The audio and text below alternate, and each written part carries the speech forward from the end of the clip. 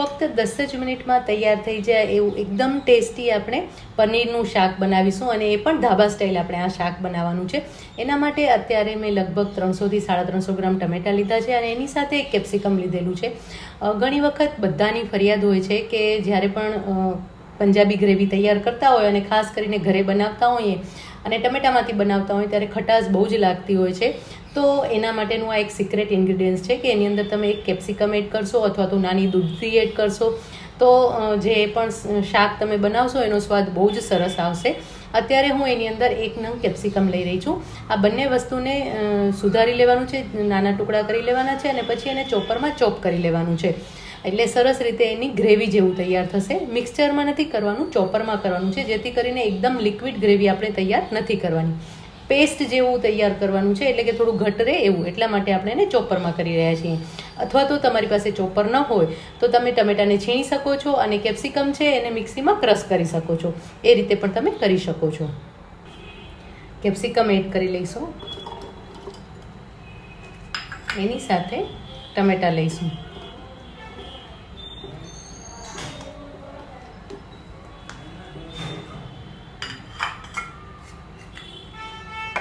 અને હવે એને ચોપ કરી લેવાના છે.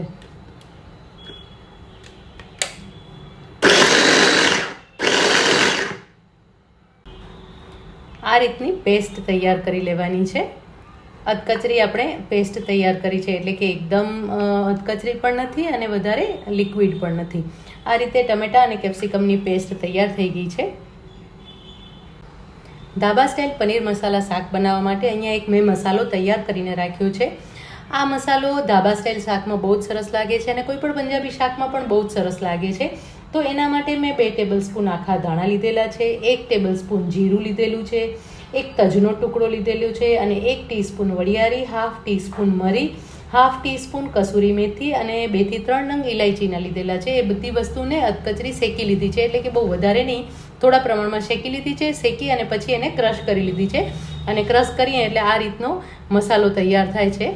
આ મસાલાનો સ્વાદ બહુ જ સરસ આવે છે, અને આ કોઈ પણ પંજાબી શાકમાં તમે ઉમેરી શકો છો. અને ખાસ કરીને કોઈ પણ ધાબા સ્ટાઇલ તમે શાક બનાવતા હોય, પછી ભલે ને એ સેવ ટમેટાનું શાક હોય, એમાં પણ જો આ તમે ઉમેરશો તો એનો સ્વાદ બહુ જ સરસ આવશે. તો આ મસાલો તૈયાર થયેલો છે. આ જ રીતે તમે મસાલો બનાવી શકો છો. એની સુગંધ પણ બહુ જ સરસ આવે છે અને એનો સ્વાદ પણ બહુ જ સરસ આવે છે. હંમેશા જ્યારે પણ આપણે પંજાબી શાક, પનીરનું પંજાબી શાક ખાતા હોય ને ત્યારે પનીર હંમેશા ફીકો લાગતો હોય છે. તો એના માટે આપણે પનીર ઉપર એક મસાલો છાંટી લઈએ, એટલે કે પનીરને થોડું મસાલાવાળું કરી લેવાનું છે. એના કારણે પનીરનો કલર અને સ્વાદ બંને બહુ જ સરસ આવશે. તો એના ઉપર આપણે 1 ટીસ્પૂન લાલ મરચું પાવડર લઈશું. અત્યારે મેં લગભગ 150 થી 200 ગ્રામ જેટલું પનીર લીધું. 150 ગ્રામ અત્યારે મેં પનીર લીધેલું છે, અને 50 ગ્રામ પનીર ઉપરથી છીણવા માટે રાખેલું છે, એટલે ટોટલ 200 ગ્રામ પનીર છે. ચપટી જેટલી હળદર ઉમેરી લઈશું. 1 ટીસ્પૂન ચાટ મસાલો લઈશું, એનો સ્વાદ બહુ જ સરસ લાગે છે. અને આ જે મસાલો આપણે તૈયાર કરીને રાખ્યો હતો એ મસાલો આપણે 1 ટીસ્પૂન જેટલો ઉમેરી લઈશું. એના કારણે પણ એનો સ્વાદ સરસ આવશે. અને થોડા પ્રમાણમાં કસૂરી મેથી ઉમેરી લઈશું. હવે આ બધી જ વસ્તુને સરસ રીતે મિક્સ કરી લેવાની છે. આવી રીતે કરી અને પનીરમાં એકદમ સરસ રીતે પનીરને કોટ કરી લેવાના છે. જો સરસ રીતે પનીર કોટ થઈ ગયા, અને એના કારણે એનો સ્વાદ પણ બહુ જ સરસ આવશે. આ રીતને પનીરને આવી રીતે મિક્સ કરી અને એના ઉપર મસાલો એકદમ સરસ કોટ થઈ જાય એ રીતે પનીરને આપણે મિક્સ કરી લેવાના છે. અત્યારે આપણે ધાબા સ્ટાઇલ શાક બનાવી રહ્યા છીએ, પનીરનું શાક બનાવી રહ્યા છીએ. જ્યારે આપણે પંજાબી શાક બનાવતા હોય ત્યારે એની અંદર કાજુની અને મગજતરીની પેસ્ટ એડ કરતા હોઈએ છીએ, અને એના કારણે એક રિચનેસ પણ આવે છે અને એના કારણે ક્રીમીનેસ પણ આવે છે. પણ અત્યારે ધાબા સ્ટાઇલ જે બનાવી રહ્યા છીએ એમાં આપણે કાજુ કે મગજતરીના પેસ્ટનો ઉપયોગ નથી કરતા, પણ એના બદલે આપણે દહીં લઈ રહ્યા છીએ. દહીંના કારણે એનો સ્વાદ એકદમ અલગ આવશે અને આપણે જે ધાબા સ્ટાઇલ જે ફ્લેવર જોઈએ છે એ મળશે. તો એના માટે અત્યારે હું લગભગ અડધા કપ જેટલું દહીં લઈ રહી છું. સરસ મોડું દહીં લેવાનું છે, ખટાશ પડતું હોય એવું દહીં નથી લેવાનું. અત્યારે મેં અડધો કપ દહીં લીધો છે.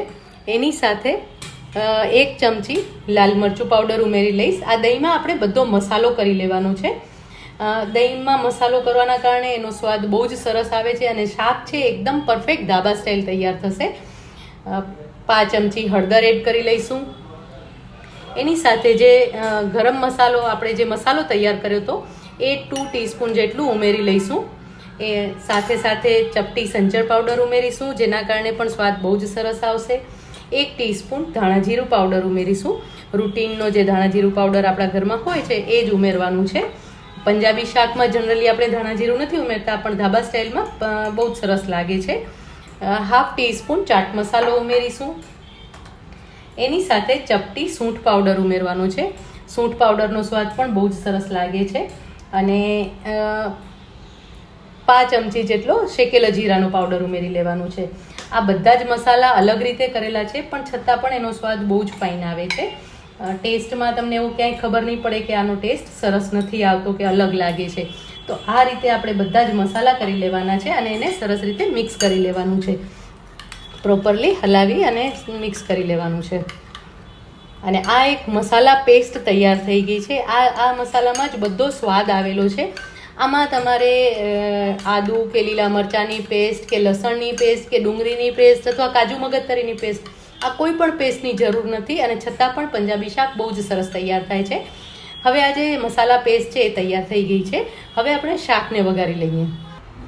શાક વઘારવા માટે આપણે 2 ચમચી તેલ લઈશું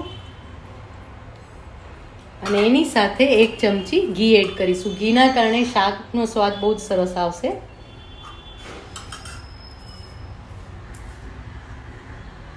પાંચ ચમચી જીરું ઉમેરી લઈશું અને તૈયાર કરેલી ટમેટાની જે પેસ્ટ છે એ ઉમેરી લઈશું આપણે.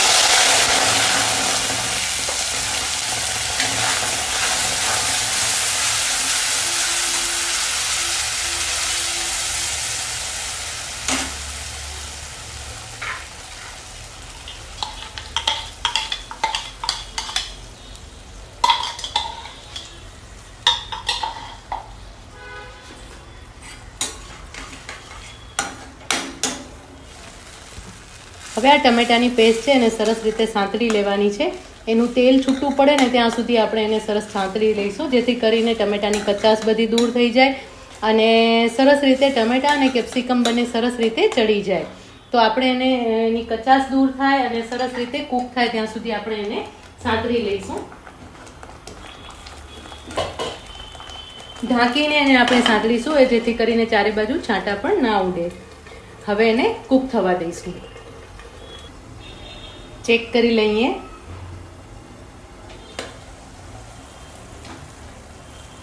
જો સરસ ટમેટા ચડી ગયા છે અને તેલ પણ છૂટું પડી ગયું છે.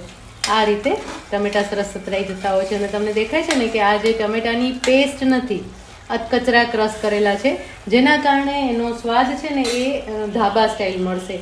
હંમેશા પંજાબી ગ્રેવી જે પણ હોય ને એ એકદમ સ્મૂધ હોય છે, સોફ્ટ હોય છે, જ્યારે ધાબા સ્ટાઇલ જે પણ ગ્રેવી હોય છે ને એ થોડી રફ હોય છે અને એના કારણે જ આપણે એ વધારે ગમતી હોય છે. અને ખાસ કરીને ધાબા સ્ટાઇલ જ્યારે પણ કોઈ પણ શાક બનતું હોય ને ત્યારે એનું કારણ એ હોય છે કે એ છે ને ત્યારે જ બધું બનાવવામાં આવે છે, એટલે કે કોઈ પણ ગ્રેવી સ્ટોર નથી કરીને રાખવામાં આવતી. હવે એની અંદર આપણે આ જે દહીંનું મિશ્રણ તૈયાર કર્યું હતું એ ઉમેરી દઈશું. મસાલા પેસ્ટ જે આપણે તૈયાર કરી હતી એ ઉમેરી દેવાની છે. મિક્સ કરી લઈશું. આના કારણે કલર એકદમ ચેન્જ થઈ જશે.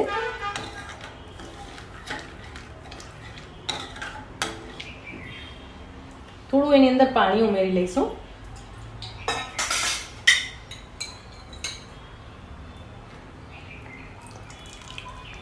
સ્વાદ પ્રમાણે મીઠું ઉમેરીશું, કારણ કે આપણે મીઠું ટમેટામાં પણ નથી એડ કર્યું, પનીરમાં પણ નથી એડ કર્યું, એટલે શાકના ભાગનું આપણે મીઠું એડ કરવાનું છે.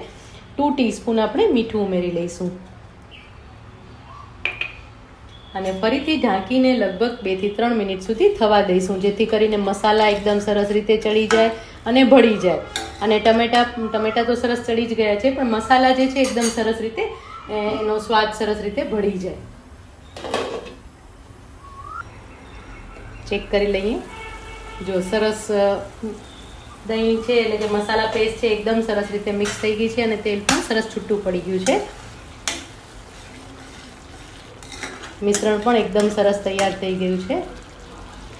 હવે એની અંદર આપણે જે પનીર તૈયાર કર્યા હતા એ ઉમેરી દેવાના છે. મસાલાવાળા જે પનીર કર્યા હતા ને એ ઉમેરી દઈશું. એની સાથે થોડું પાણી પણ ઉમેરીશું એટલે એની ગ્રેવી સરસ થઈ જાય. 2 ચમચી જેટલું પાણી ઉમેરી લઈશું અને મિક્સ કરી લેવાનું છે.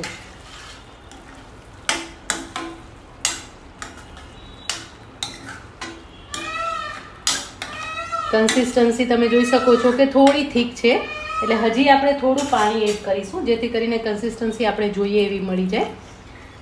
ફરીથી એને 2 થી 3 મિનિટ કૂક થવા દઈશું જેથી કરીને પનીરની અંદર પણ બધો મસાલો સરસ રીતે મિક્સ થઈ જાય અને એનો સ્વાદ પણ સરસ આવે. ચેક કરી લઈએ. પનીર પણ સરસ રીતે મિક્સ થઈ ગયા છે.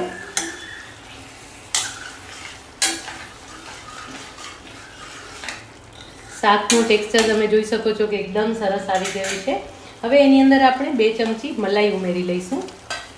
ક્રીમ અથવા મલાઈ તમે કંઈ પણ ઉમેરી શકો છો. અત્યારે મેં ઘરની જ મલાઈ 2 ચમચી જેટલી ઉમેરેલી છે. અને સાથે થોડું પનીર ઉમેરી લઈશું. છીણી નાખવાનું છે પનીર. લગભગ 50 ગ્રામ પનીર છે જેને મેં છીણી લઉં છું.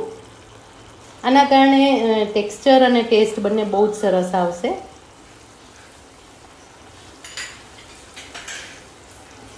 પ્રોપરલી મિક્સ કરી લઈશું.